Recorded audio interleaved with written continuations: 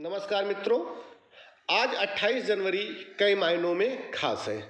चूँकि भारतीय इतिहास की अगर हम बात करें तो आज ही के दिन हमारे कई महापुरुषों ने जन्म लिया, जिनमें जो सबसे अग्रणी नाम आता है वो भारत के महान स्वतंत्रता सेनानी लाला लाजपत राय जी का आता है।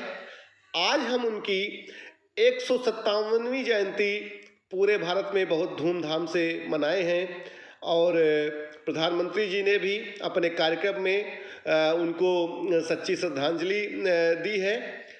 जैसा कि आपको विदित हो कि लाला लाजपत राय जी का जन्म 28 जनवरी 1865 को पंजाब के फिरोजपुर ज़िले में हुआ था। उन्होंने वकालत के क्षेत्र में अपना योगदान दिया और वकालत मुख्य रूप से हिसार और लाहौर में उन्होंने की। लेकिन कुछ ही समय बाद जब उनको लगा कि भारतीय आम जनमानस में राष्ट्र के प्रति जो स्व की चेतना होनी चाहिए उसका अभाव है, तो उस स्व की चेतना से खुद स्फूर्त होके उसको आम जनमानस में पहुंचाने के लिए, आम जनमानस में आत्मगौरव का बोध कराने के लिए वह खुद ही स्वयं को स्वतंत्रता संग्राम में शामिल करते हैं।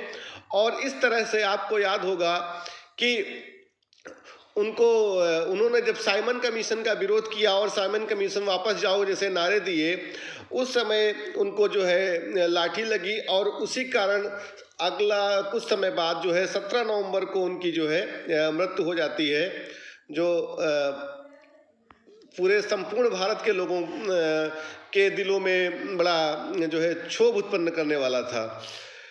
इस बारे में व्यापक लेक्चर हम लोग जो है लाला लाजपत राय जी के संदर्भ में उसकी चर्चा जल्द ही हम एक वीडियो बनाएंगे, जिसमें कि लाला लाजपत राय जी का भारतीय स्वतंत्रता संग्राम में क्या योगदान है उस पर संपूर्ण चर्चा की जाएगी।